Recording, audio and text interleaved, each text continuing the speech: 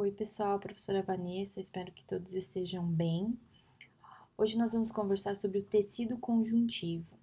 Tá? Então, vocês já tiveram as aulas de tecido epitelial e hoje a gente vai falar sobre características, funções, as células que formam esse tecido. E vocês vão perceber que é um tecido completamente diferente do tecido epitelial. Tá? Lá a gente tinha características de células que eram justapostas, aqui a gente tem um tecido que elas estão completamente separadas porque elas estão imersas numa matriz extracelular, tá? Então é isso que a gente vai ver na aula de hoje. Então, começando, esse aqui é o roteiro da aula, do que a gente pretende ver de tecido conjuntivo. Existem, então, diferentes tipos de tecido conjuntivo, a gente vai ver a origem comum desses diferentes tipos de tecido conjuntivo, suas principais características, funções e o componente celular do tecido conjuntivo na aula de hoje. A matriz extracelular e a classificação do tecido conjuntivo propriamente dito será visto em outras aulas. A divisão do tecido conjuntivo, então, pode ser feita em dois grandes tipos, que seriam os tecidos conjuntivos propriamente ditos e os tecidos conjuntivos especializados. O tecido conjuntivo propriamente dito é um tecido que pode ser dividido em tecido conjuntivo frouxo e tecido conjuntivo denso, modelado ou não modelado, dependendo da quantidade de célula versus matriz e se está organizado ou não. E o tecido conjuntivo especializado tem o tecido adiposo, tecido sanguíneo, cuja substância fundamental é líquida, tecido ósseo e cartilaginoso. Isso aqui vocês vão ver em aulas específicas de cada um desses tecidos. Bom, qual é a origem do tecido conjuntivo? O tecido conjuntivo, não sei se vocês se lembram da origem do tecido epitelial, que vinha dos 3 folhetos embrionários. O tecido conjuntivo vem do mesoderma, tá? Que é o folheto intermediário do embrião, e esse mesoderma vai dar origem tanto ao mesênquima quanto à medula óssea.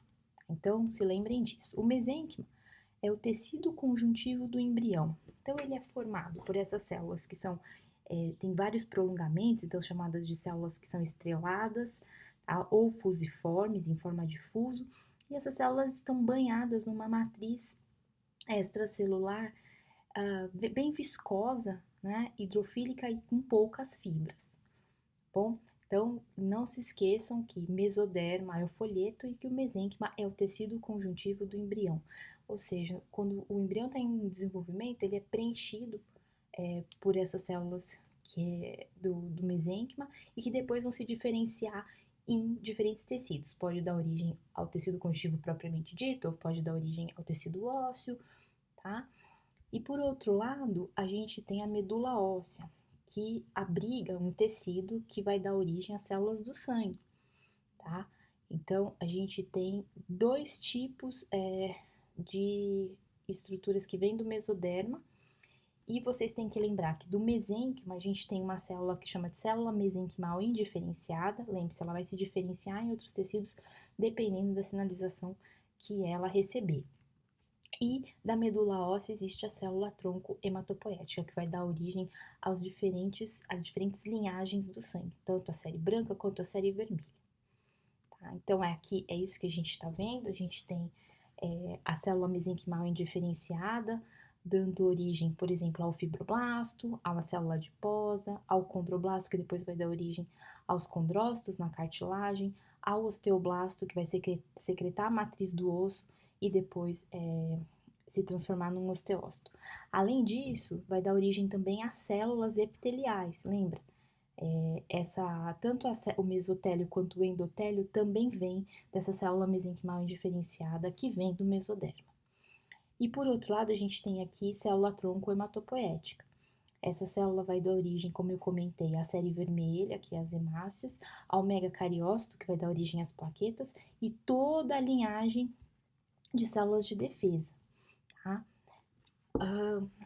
No tecido conjuntivo, nós temos uma divisão entre células que são residentes, ou seja, elas já estão no tecido conjuntivo e vão permanecer lá, que o maior exemplo é o fibroblasto, tá? A célula mais comum, mas a gente também pode ter célula adiposa.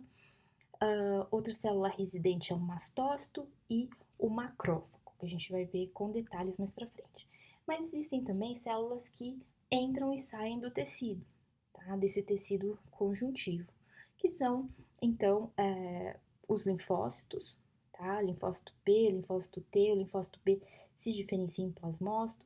Nós temos neutrófilo, eosinófilo e basófilo, que também são células que estão no sangue, mas que podem ir para o tecido conjuntivo. E o monócito, tá? Que ele tá circulando no sangue, mas se necessário ele vai para os tecidos e se diferencia em macrófago. E existem diferentes tipos de macrófago dependendo do tecido, dependendo da localização. Tá? Então, célula de Langerhans a gente vê em pele e em mucosa, microlia no tecido nervoso central e os osteoclastos no osso. Bom, o tecido conjuntivo, então, ele vai dar suporte e fazer ligação entre tecidos. Então, o tecido epitelial vocês já conhecem, eles repousam, né? As células epiteliais repousam sobre uma lâmina basal e essa lâmina basal é secretada. Também é composto de matriz celular, mas é secretada pelas células epiteliais e abaixo da lâmina basal a gente tem tecido conjuntivo. Então, como vocês podem ver aqui, são compostos por células, né? Aqui é o fibroblasto, que eu falei para vocês, macrófago, mastócito, tá? O tecido conjuntivo, ele é vascularizado, então a gente vai ver vasos nesse tecido, coisa que a gente não vê no tecido epitelial, e além disso existe a matriz extracelular, que é composta por um componente fibrilar, que a gente está vendo aqui, ó, fibras de colágeno, fibras elásticas, e uma substância fundamental, tá, que banha tudo isso aqui, as células e essas fibras. Essa substância fundamental composta por glicosaminoglicanos, proteoglicanos e glicoproteínas. Nesse corte histológico curado por HE, corte de mucosa, nós conseguimos ver claramente a diferença entre o tecido epitelial, que é esse que eu estou apontando, e o tecido conjuntivo. Tá? No tecido conjuntivo, as células elas são separadas, né? Elas são bem distantes uma das outras e são separadas pela matriz extracelular, tá? Por proteínas, proteoglicanos, glicosaminoglicanos que a gente está vendo aqui entre uma célula e outra. Uma outra coisa muito importante vocês notarem é a presença dos vasos, tá? Então, esses aqui são cortes transversais de vasos sanguíneos. Ou então, esse tecido é vascularizado e dá suporte para o tecido epitelial. Então, vai servir aqui para preencher, dar suporte, levar a inervação e vascularização para os tecidos epiteliais. Em outros dois cortes histológicos, aqui a gente vê uma pele grossa, né, mostrando além do tecido epitelial, aqui ó, queratinizado, do tecido conjuntivo, muito vascularizado, como a gente pode ver aqui.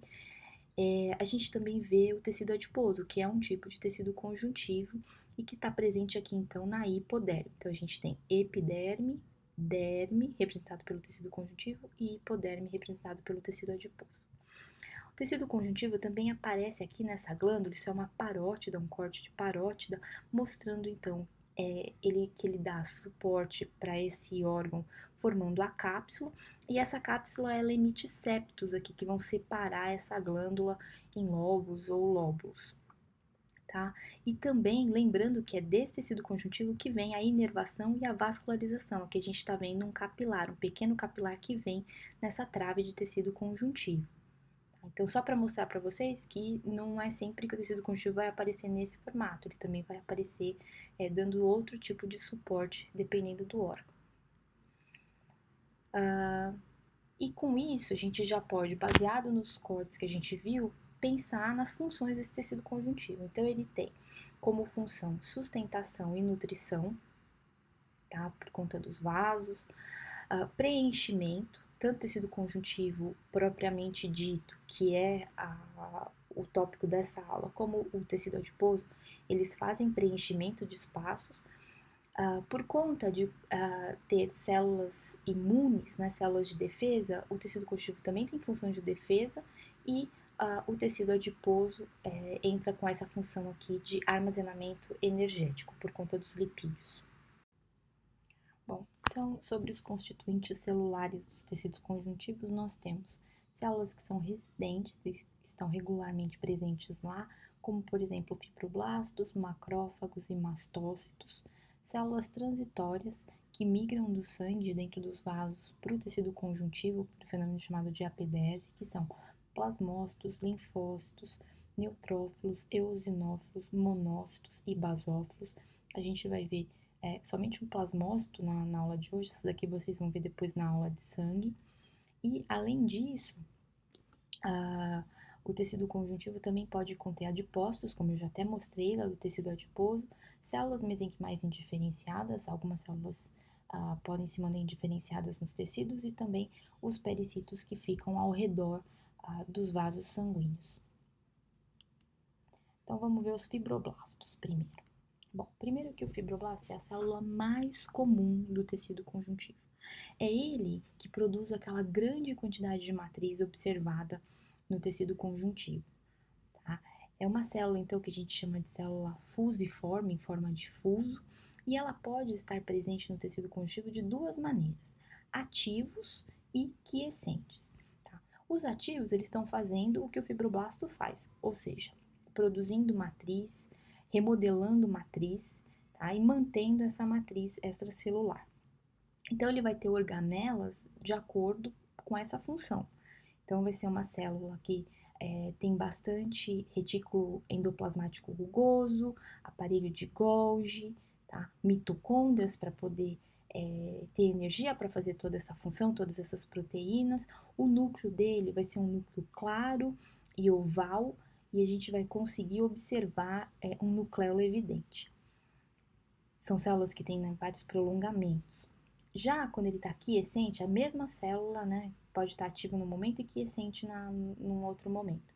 Vai ser um núcleo mais escuro, a célula mais sem tantos prolongamentos, uma célula mais fusiforme, tá? Ou seja, isso aqui é consequência da redução das organelas dentro do seu citoplasma, e isso porque é uma célula que não está produzindo proteína naquele momento, tá? Somente fazendo manutenção dessa matriz extracelular. Então, primeiro o fibroblasto, isso aqui é o esqueminha, né, mostrando, e no HE a gente vê o fibroblasto assim, ó.